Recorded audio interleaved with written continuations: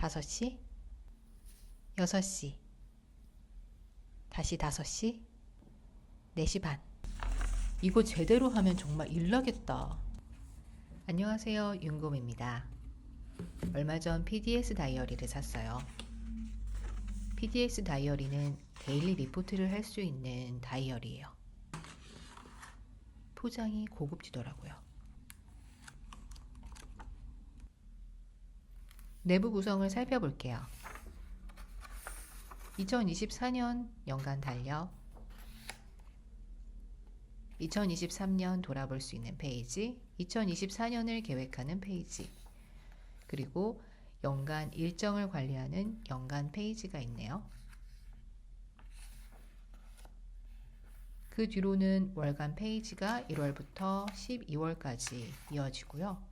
그리고 그 뒤에 위클리와 데일리 페이지가 있습니다. 이 페이지가 PDS를 할 수 있는 페이지예요. 디자인이 깔끔하죠? 근데 저는 조금 아쉬웠던 게 이 주말이 파란색과 빨간색으로 표시를 해놨더라고요. 근데 그 색깔이 좀 너무 튀거든요.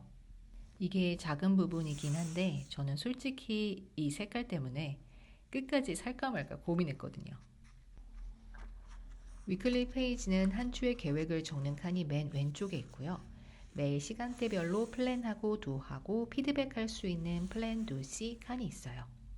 플랜 도 C 앞자를 따서 PDS 다이어리인 거죠.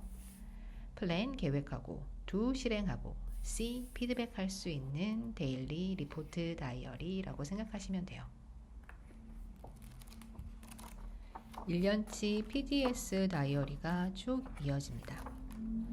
그리고 뒷장에는 메모를 할 수 있는 페이지가 있는데 양은 그렇게 많은 편은 아니에요.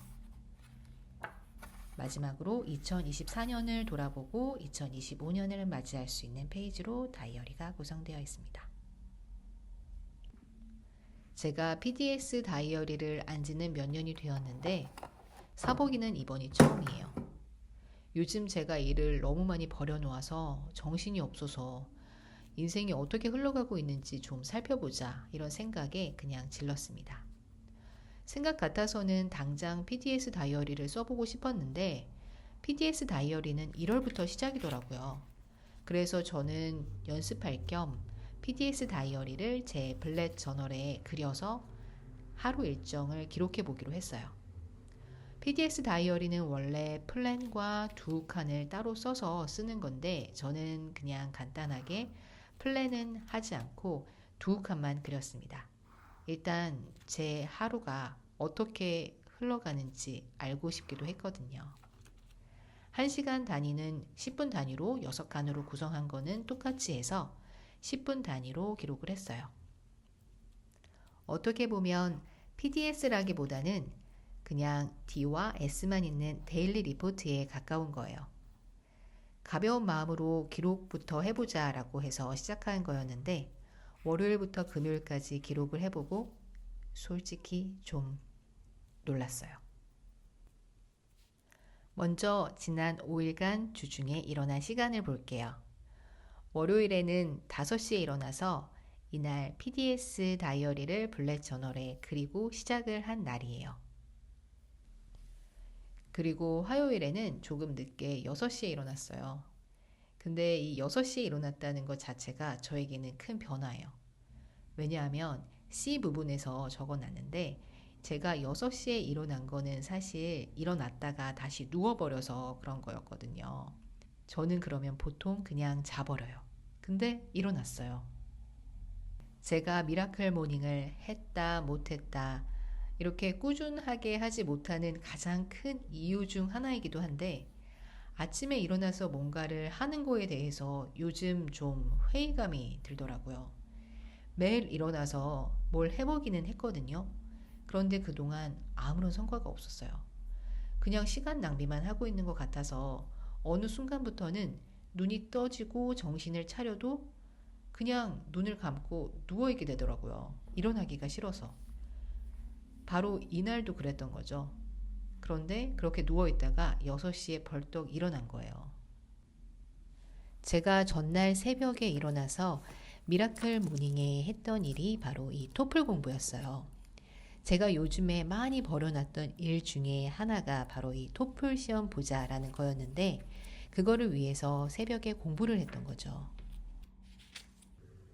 그리고 그날 토플 공부한 기록을 PDS 다이어리에 이렇게 남겼어요.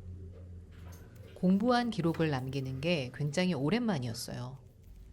전날 남긴 이 기록의 흔적이 다음날 새벽에 눈을 떴을 때 그때 제 머리에도 기억에 남더라고요. 그래서 화요일에 일어나기 싫어서 눈 감고 누워 있다가 토플 공부해야 한다라는 생각으로 벌떡 일어났어요. 왜냐하면 기록을 남겨야 하니까. 그리고 그날 피드백으로 토플 공부를 리딩밖에 못했다 이렇게 써있죠. 이게 그 다음날 5시에 일어날 수 있는 힘이 되었어요. 그리고 그 다음날에는 4시 반에 일어났어요. 그 전날 늦게 일어나서 공부를 못하다 보니까 이때는 더 일찍 일어나야겠다 이런 생각이 들더라고요. PDS 다이어리에 기록을 하니까 미라클 모닝을 하는데 도움이 많이 되더라고요. 이번 주 제가 꼼꼼하게 기록한 PDS 다이어리예요. 월요일부터 금요일까지 기록을 해봤어요. 이번 주 미라클 모닝을 하는데 PDS 기록이 저에게 도움이 많이 되었어요. 월요일에는 일찍 일어났지만 화요일에는 조금 늦게 일어났고 그렇게 되면 보통 수요일, 목요일까지 무너지게 되는데 다시 마음을 잡고 수요일이랑 목요일에 일찍 일어난 거죠. 그렇게 할 수 있었던 데에는 이렇게 하루를 마감하면서 하루를 피드백할 수 있는 C 부분을 적은 게 도움이 많이 되더라고요. 다음날 어떻게 해야 되겠다라는 게 있으니까 다음날 눈이 떠졌을 때 자연스럽게 일어나게 되었어요. 미라클 모닝에 도움을 받은 것 외에도 제가 PDS 기록을 하면서 느낀 게 하나가 더 있는데요. 바로 시간을 관리하고 통제할 수 있다는 자신감이 생겼다는 거예요. 이게 뭔 뜻이냐면 전에는 할 일이 있어도 쉬고 싶은 생각이 들면 일단 쉬었거든요. 그러니까 강물처럼 시간이 흘러가고 있는데 그거를 인지하지 못하고 그냥 흘러가게 내버려 두었던 거예요. 그런데 PDS 다이어리에 기록을 하게 되니까 이 박스가 머리에 박히게 되더라고요. 그래서 내가 이 칸을 어떻게 쓰고 있지? 하면서 머릿속으로 체크를 하게 돼요. 시간이 어떻게 흘러가고 있고 그 시간이 어느 지점을 흐르고 있고 이런 것들이 보이기 시작하는 거예요.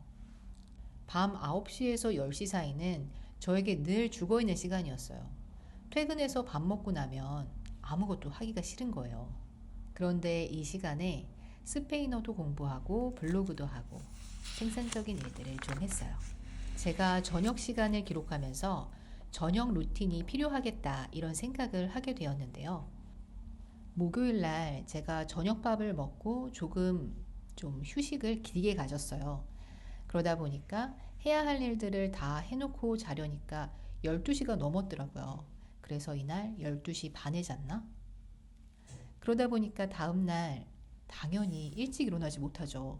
그냥 평소대로 출근 준비하는 패턴에 맞춰서 일어나가지고 회사에 갔습니다. 그런데 또 이날 회사에서 안 좋은 일이 있어가지고 퇴근하고 술 한 잔을 또 했어요. 그러다 보니까 이날은 새벽에도 아무것도 못하고 저녁에도 아무것도 못하고 그렇게 된 거죠. 그래서 이날 피드백으로도 그런 내용을 적었어요. 이게 아마 앞으로 저의 행동에도 많은 변화를 주겠죠. 저도 PDS 다이어리는 처음이고 이번에 처음 시도를 해본 거라 제가 잘하고 있는 건지는 모르겠어요. 그런데 저는 일단 이번 주 느낀 게 굉장히 많았고 이거 제대로 하면 정말 일 나겠다 이런 생각이 들었거든요.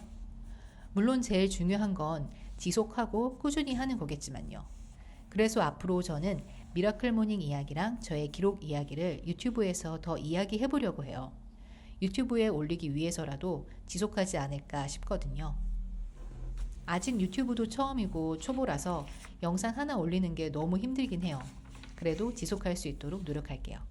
저의 이야기는 계속 이어질 테니까 함께 성장하고 싶으신 분들 제 영상 보면서 함께 하면 좋을 것 같아요. 구독과 좋아요 부탁드리고 저는 또 다음 이야기 준비해서 찾아올게요. 제 영상 시청해주셔서 감사합니다. 안녕.